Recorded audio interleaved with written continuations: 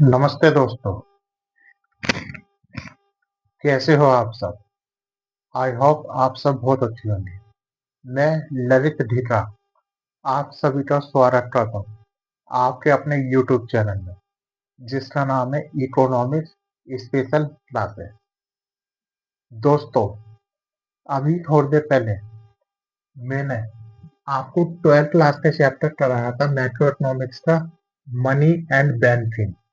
उसका पार्ट 1 कराया था। अब मैं करा रहा हूँ आपको पार्ट 2। जिसने पार्ट 1 नहीं देखा है, पहले पार्ट 1 जाके देखिए, तभी आपको इसके डिफरेंस समझ में आएंगे, अदरवाइज नहीं आएंगे। पार्ट 2 में जो मैं आपको कराने जा रहा हूँ, वो डिफरेंस कराने जा रहा हूँ central bank versus commercial bank. Central bank के क्या फीचर हैं और कमर्शियल बैंक के क्या फीचर है। सबसे पहले तो सेंट्रल बैंक क्या होता है। अगर आपको सेंट्रल बैंक के बारे में नहीं पता या कमर्शियल बैंक के बारे में नहीं पता, तो आप मेरी पहले वाली वीडियो देख सकते हैं। उसमें मैंने डिटेल में एक्सप्लेन कर रखा है कि सेंट्रल बैंक किसे कहते हैं और कमर्शियल बैंक किसे कहते हैं। फिर भी मैं एक बार छोटे से शॉर्टकट में आपको बता देता हूँ।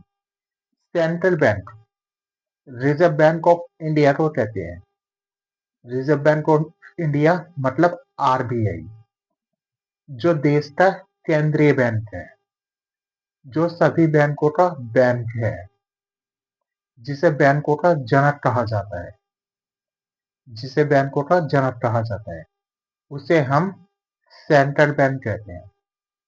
कमर्शियल बैंक, जिसमें हम कैश डिपॉजिट करते हैं, जो हमारे आसपास के एरिया में होते हैं, उसे हम कमर्शियल बैंक कहते हैं। दोस्तों, अब इन दोनों के बीच में क्या डिफरेंस है वो बताऊंगा।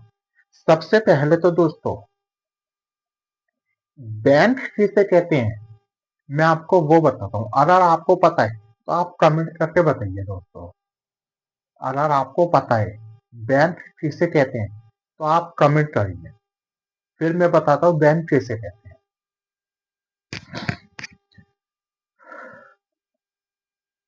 दोस्तों, बैंक बैंक हम उसे कहते हैं जो दो काम करे। पहला, एक्सेप्ट इन डिपॉजिट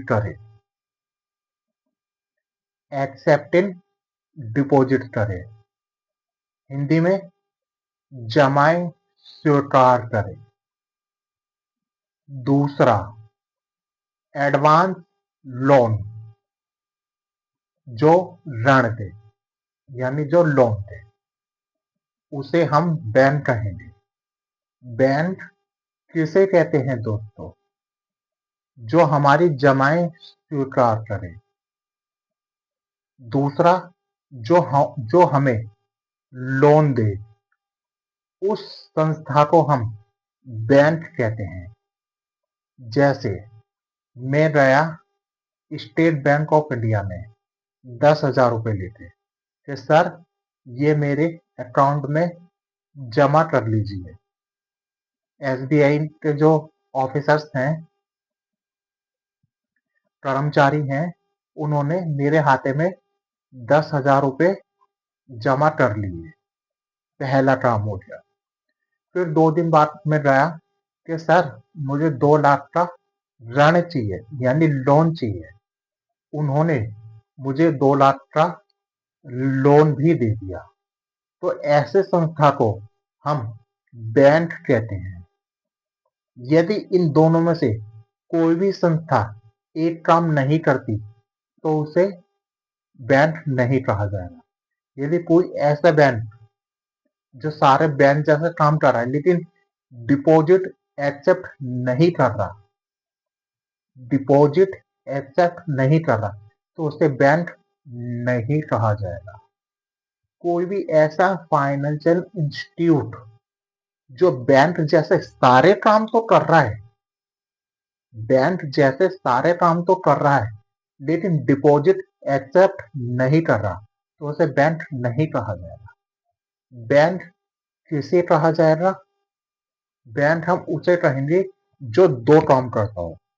पहला, डिपॉजिट एक्सेप्ट करता हो, एक्सेप्टिंग डिपॉजिट, जमाएं स्वीकार करता हो।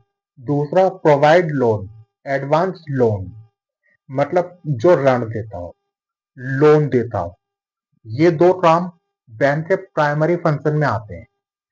प्राइमरी फंक्शन है बैंक के। अगर ये दो काम कर रहा है कोई कोई फाइनेंशियल इंस्टीट्यूट तो उसे हम बैंक कहेंगे दोस्तों। ठीक है, बैंक की डेफिनेशन दे दी। अब हम पढ़ेंगे सेंट्रल बैंक यहाँ पे और कमर्शियल बैंक। इनमें क्या डिफरेंस होते हैं ये हम पढ़ेंगे।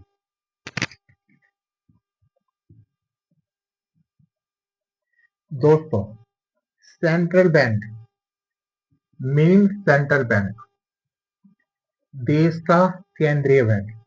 हर देश में एक सेंट्रल बैंक होता है दोस्तों। हर देश में एक सेंट्रल बैंक होता है।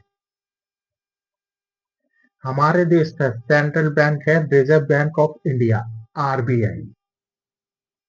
अब इसकी डेफिनेशन देख लीजिए। ये छोटा छोटा लिखा हुआ है लेकिन मैं पढ़ के बता रहा हूं, आपको समझ में आ जाएगा। Central bank is an apex body that control, operate, regulate, direct the entire banking monetary structure of the country। फिर मैं बता रहा हूँ, central bank is an apex body. Central bank एक एपेक्स बॉडी है। पहली लाइन कह रहा है central bank is an apex body. Central bank एक एपेक्स बॉडी है जो कंट्रोल करता है, जो कंट्रोल करता है, operates, regulate and direct the entire banking monetary structure of the country. क्या क्या कंट्रोल करता है? जिसका काम क्या है? कंट्रोल करना दोस्तों, कंट्रोल करना, इन्फ्लेशन को कंट्रोल करना। ये वैसे तो मॉनेटरी पॉलिसी का काम है लेकिन आरबीआई पहले करता था कंट्रोल करना, ऑपरेट करना, रेगुलेट करना। ये सेंट्रल बैंक का कार्य है दोस्तों। इसका मीनिंग डेफिनेशन ये हो रही किसकी? सेंट्रल बैंक की। अब आ जाते हैं हम कमर्शियल बैंक में। कमर्शियल बैंक की क्या डेफिनेशन है? Commercial bank is an institution. ये फाइनेंशियल इंस्टीट्यूशन होना चाहिए, आधा लिखा हुआ नहीं है, फाइनेंशियल इंस्टीट्यूशन होना चाहिए। Commercial bank is an financial institution which perform करता है, perform the function of accepting deposit. क्या बताया इनने? एक्सेप्टिंग डिपॉजिट, जो कि मैंने आपको बताया था। एक्सेप्टिंग डिपॉजिट के बैंक के दो प्राइमरी फंक्शन होते हैं। पहला, एक्सेप्टिंग डिपॉजिट, दूसरा एडवांस लोन यानी जमा स्वीकार करना और ऋण देना। पहला फंक्शन एक्सेप्टिंग डिपॉजिट, दूसरा ग्रांटिंग लोन, लोन देना। तीसरा function making investment, making investment with the objective of profit. इसका पर्पस क्या है? इसका पर्पस है प्रॉफिट अर्न करना। क्या पर्पस है इसका? प्रॉफिट अर्न करना, प्रॉफिट कमाना। लेकिन इसका इसका जो मोटिव है, इसका मोटिव है सोशल वेलफेयर सेंट्रल बैंक का। लेकिन वहीं हम बात करते हैं कमर्शियल बैंक की, तो इसका जो मेन मोटिव है वो है प्रॉफिट कमाना। कैसे दोस्तों? यहाँ पे दिया रहा है ग्रांटिंग लोन, ये देख रहे हैं, ये लोन देके लोगों से इंटरेस्ट कमाता है। लोन देके लोगों से इंटरेस्ट कमाता है, पहला इसका प्रॉफिट का काम। दूसरा, इन्वेस्ट करके लोगों से और इन्वेस्ट करके शेयर मार्केट में पैसा कमाता है। इसलिए इसका मेन मोटिव है प्रॉफिट अर्न करना, प्रॉफिट कमाना। दोस्तों समझ गए? चलिए आगे देखते हैं अगला। It is journal on and government the government. ये बैंकों का बैंक है दोस्तों। It is generally owned and the government by government. ये बैंकों का बैंक कहा जाता है दोस्तों। अब ये इट कैन बी ऑन यानी ओनर, मालिक, it can be owned and governor the government और प्राइवेट। इसमें कमर्शियल बैंक में प्राइवेट बैंक भी आते हैं और गवर्नमेंट बैंक भी आते हैं, मतलब सरकारी बैंक भी आते हैं और प्राइवेट बैंक भी आते हैं। दोस्तों मैं बता दूं, इस समय हमारे भारत में जो सरकारी बैंक हैं वो हैं 12 और जो प्राइवेट बैंक हैं वो है 22। जो सरकारी बैंक हैं वो है 12 और जो प्राइवेट बैंक है वो है 22। ठीक है, अगला पॉइंट तीसरा, it operate in public interest without profit motive. इसका मतलब क्या है? It profit in public interest without profit. ये बिना किसी लाभ के काम करता है। सेंट्रल बैंक बिना किसी लाभ के काम करता है, लेकिन commercial bank it aim to maximum profit. इसका क्या काम है? मैक्सिमम प्रॉफिट कमाना, यानी लोन देना, इन्वेस्टमेंट करना, लोन देके इंटरेस्ट कमाना और मार्केट में इन्वेस्ट करना। इसका काम है प्रॉफिट कमाना। It has sole monopoly in issue of currency. भारत में, हर देश में सिर्फ सेंट्रल बैंक को ही अधिकार होता है नोट छापने का, करेंसी इशू करने का। लेकिन दोस्तों करेंसी में आ जाते हैं paper note plus coins. Coins RBI नहीं छापता दोस्तों। कॉइन्स मिंट होते हैं। पहली बार कॉइन्स छपते नहीं है, छपते नहीं है, उनकी ढलाई होती है, ढलाई होती है उनकी क्या होती है? ढलाई होती है उनकी। ठीक है, नोट छपते हैं। करेंसी में आ जाता है पेपर नोट। सिर्फ आरबीआई पेपर नोट छापता है, सिवाय 1 रुपए के नोट को छोड़ के। बाकी सभी प्रकार के नोट आरबीआई छापता है। इसलिए लिखा हुआ है, कौन सा था? It has sole monopoly. सिर्फ एकाधिकार है किसके पास? सेंट्रल बैंक के पास। हमारा सेंट्रल बैंक कौन सा है? Reserve bank of India. इसी के पास अधिकार है नोट छापने का। बाकी पूरे भारत में कोई नोट नहीं छाप सकता। चौथा point, it has no power to issue currency. Commercial bank के पास कोई अधिकार, कोई पावर नहीं है नोट छापने का। नोट छापने का अधिकार है तो सिर्फ और सिर्फ आरबीआई के पास है, कमर्शियल सेंट्रल बैंक के पास है। ठीक है, 5वां पॉइंट क्या कह रहा है?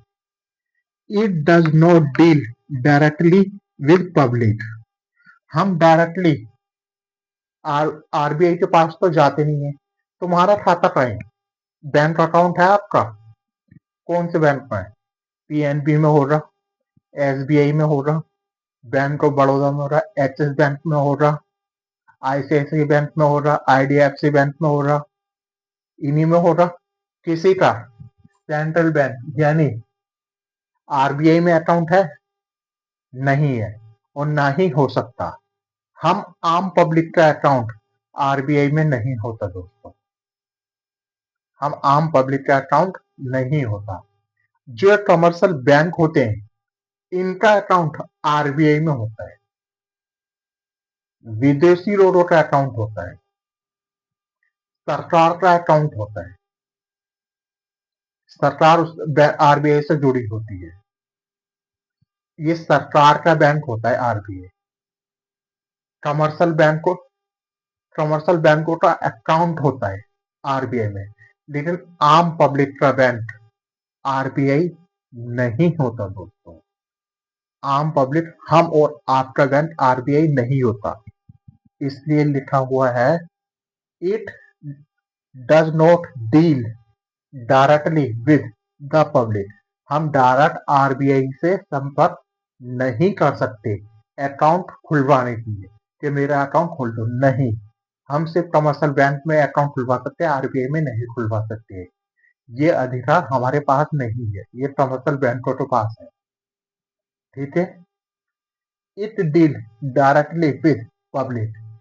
कमर्शियल बैंक में हम जाके अकाउंट खुलवा सकते हैं, जैसे मैंने बताया एसबीआई, पीएनबी, स्टेट बी, जितने भी ये कमर्शियल बैंक हैं, और bank of Baroda, axis bank, IDFC bank, ICICI bank, इसमें आपके अकाउंट्स होंगे।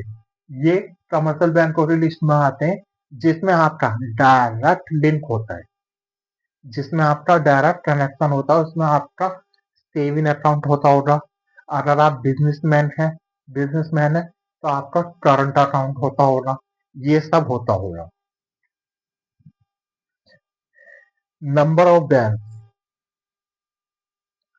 एग्जाम्पल, सेंट्रल बैंक कितने हैं? सिर्फ एक ही होता है देश में, एक देश में एक सेंट्रल बैंक होता है।